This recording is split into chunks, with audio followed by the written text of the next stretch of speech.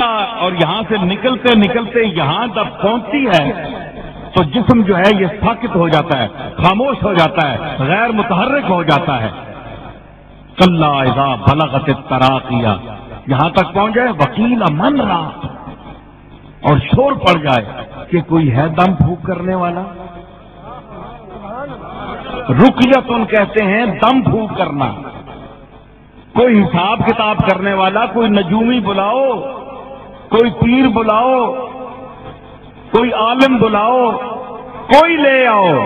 آدمی دنیا سے جا رہا ہے، اس کی ہنسلی تک جو ہے جان پہنچ گئی۔ کلا اذا بلغت التراقی وقیل من راق، کون ہے دم پھونک کرنے والا، جھاڑ پھونک کرنے والا، کوئی لے آؤ، کوئی عامل لے آؤ۔ وظن انہ الفراق، اور جو جا رہا ہے دنیا سے وہ بھی جان جائے گا کہ اب میں جا رہا ہوں، اب مجھے کوئی واپس لانے والا نہیں ہے۔ وظن انہ الفراق والتفت الساق بالساق، اس کی پنڈلی پنڈلی سے جڑ جائے گی۔ آگے اللہ نے فرمایا الی ربک یومئذ المساق، اے میرے محبوب، اے کملی والے، جس دن یہ اس انسان سے یہ صورت سامنے آ جائے، اس پر طاری ہو جائے، تو اس نے ہر صورت میں اللہ کی طرف جانا ہی ہے۔ اس کو نہ کوئی پیر روک سکتا ہے، نہ کوئی عالم روک سکتا ہے، نہ کوئی ڈاکٹر روک سکتا ہے۔ میں نے بلانا ہی بلانا ہے، اس نے آنا ہی آنا ہے۔ ٹھیک ہے، تو یہ اللہ نے ایک منظر بیان کیا موت کا۔ تو موت کا تعلق جسم سے ہے، جسم مرتا ہے، ڈیڈ باڈی جو آپ کے آج کل باہر سے بہت آ رہی ہیں، کیونکہ لوگ شاید باہر جانے کے لیے مرتے ہیں، جاتے ہیں کہ باہر مرنا ہے اور پھر یہاں ہم نے آنا ہے، کیونکہ ان کے بزرگ تو یہیں رہے، لیکن ان کا خیال ہے کہ یہاں مرنا اچھا نہیں ہے، جاتے سیٹ پر بیٹھ کے ہیں اور آتے صندوق میں بند ہو کے۔ یہ اکثر آج کل ہو رہا ہے۔ تو اپنا الم ہے، رنج ہے، غم ہے، محن ہے، مگر اپنا وطن ہے۔ بھوک ہے، غریبی ہے، کچھ بھی ہے، اپنا وطن ہے۔ ہیں جی، 4 دن کی سانسیں ہیں، 4 دن کا آنا جانا ہے، تو یہ اپنے واقف کاروں، اپنی برادری، اپنے ماحول، اپنی سرزمین، اپنے خطے میں اگر گزریں تو بہت اچھا ہے۔ یہ میرا ایک مشورہ ہے، لیکن اس مشورے پر عمل تو کوئی نہیں کرتا، لیکن ایک مشورہ دے رہا ہوں۔ رازق وہاں بھی وہی ہے جو یہاں ہمارا رازق ہے۔ ہمیں باہر سے فون آتے ہیں، پیر صاحب دعا کریں، میں دبئی میں بیٹھا ہوں، بے روزگار ہوں، امریکہ میں بیٹھا ہوں، بے روزگار ہوں، فلاں ملک جاپان میں بیٹھا ہوں، بے روزگار ہوں، غربت ہے، افلاس ہے۔ میں نے کہا کہ تم نے یہ سمجھا وہاں کوئی خالق اور رازق اور ہے؟ کوئی وہی خالق ہے جو ہمارا خالق ہے، اور وہی رازق ہے جو ان کا بھی رازق ہے اور ہمارا بھی رازق ہے۔ تو نے اس پر بھروسہ نہیں کیا۔ تو اگر اس پر بھروسہ کرتا تو اسی اپنی زمین کی مٹی کو سونا بناتا۔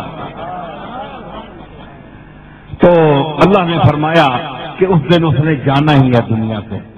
تو یہ مرض جو ہے اس کا تعلق جسم سے ہے۔ اب جسم تو مر جاتا ہے لیکن روح نہیں مرتی، یاد رکھیں، روح نہیں مرتی۔ اللہ نے فرمایا کہ یہ ایک چیز ہے، میں نے ایک سلسلہ سانس کا آنے جانے کا یہ رکھا ہے، لیکن روح جو ہے وہ نہیں مرتی۔ اس کی دلیل کیا ہے؟ اللہ نے فرمایا یہ ایک عوامی سی محفل ہے، لیکن میں بات بڑی خاص کر رہا تھا۔ آپ لوگ کھڑے ہیں لیکن سننے کے لیے کھڑے ہیں، تو میں اسی لیے کچھ بیان کر رہا ہوں تاکہ جو لوگ یہاں تشریف لائے ہیں تو وہ کچھ قرآن و سنت کے حوالے سے کچھ ذخیرہ لے کر جائیں۔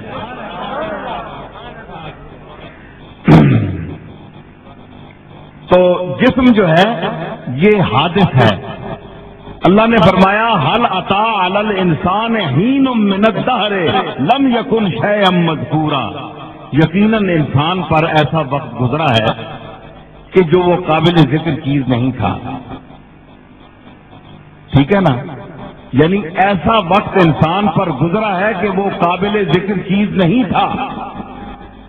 تو اس وقت جسم تو تھا نہیں، جسم تو بعد میں پیدا ہوا، تو وہ وقت کس پر گزرا؟ وقت گزرنے کے لیے بھی تو ایک چیز چاہیے نا جس پر وقت گزرا ہے. تو علماء نے کہا کہ وہ عالم ارواح، اللہ نے سب سے پہلے روح پیدا کی، روح پیدا فرمائی، اور روح میں بھی خطاب ہے، روح میں بھی شعور ہے، روح میں بھی عقل ہے. اس کی دلیل کیا ہے کہ اللہ نے فرمایا، پوچھا عالم انسانیت سے، جو انسان جن کو پیدا کرنا تھا، کہ الستو بربکم، کیا میں تمہارا رب نہیں ہوں؟ قالوا بلا، سب نے کہا جی ہاں بے شک تو ہمارا رب ہے. تو یہ سوال کس وقت ہوا؟ جب جسم پیدا نہیں ہوئے تھے. عالم ارواح میں سوال کیا تو روح میں شعور تھا تو اس نے جواب دیا نا، قالوا بلا. سب کی روحوں نے پکار کر کہا کہ ہاں اے ہمارے رب، تو ہمارا رب ہے، تو ہمارا پالنہار ہے، تو ہمارا خالق ہے. تو روح میں بھی شعور ہے، روح میں بھی حواس ہیں، حواس خمسہ ہیں، دیکھتی بھی ہے، سنتی بھی ہے، یہ حواس اس میں بھی ہیں. یہ لطیف چیز جب اس مقام پر پہنچتی ہے، لطافت جتنی بڑھتی جاتی ہے اتنا فاصلہ گھٹتا جاتا ہے اور قوت بڑھتی جاتی ہے.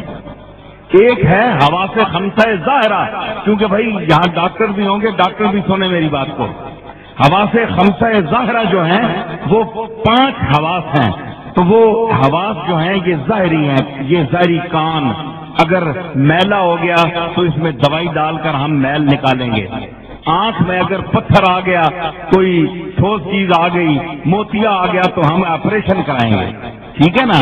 تو یہ ظاہری چیزیں. لیکن وہ جو روح کی آنکھ ہے، وہ جو روح کی سماعت ہے، کان ہے، وہ کیا ہے؟ یہ سماعت اور یہ حواس تو سب کو مل جاتے ہیں. وہ چیز جو ہے وہ کسی کسی کو ملتی ہے. اس کان سے کوئی سنتا ہے، روح کے کان سے. دیکھیں نا، میں آپ کو بتاؤں، اذان بھی ہو رہی ہے، ابھی نماز پڑھیں گے، اس کے بعد بیان، آدھا بیان میں بعد میں کروں گا. ٹھیک ہے نا؟ نماز پڑھ کے تو آپ کہیں، کوئی اعتراض کہے کہ وہ قوت کون سی ہے کہ جس کا روح سے تعلق ہے، اس ناک سے تعلق نہیں. یہ ناک تو ایک فاصلے تک سونگ سکتا ہے، یہ آنکھ تو ایک حد تک دیکھ سکتی ہے. تو وہ آپ بتائیں صاحب، آپ نے دعویٰ کیا ہے کہ اندر کی بھی 5 حواس ہیں. یعنی یہ ناک اگر سونگتا ہے تو روح کی بھی ناک ہے، اس میں بھی قوت شامہ ہے، روح بھی سونگتی ہے. ہمیں دلیل دیں.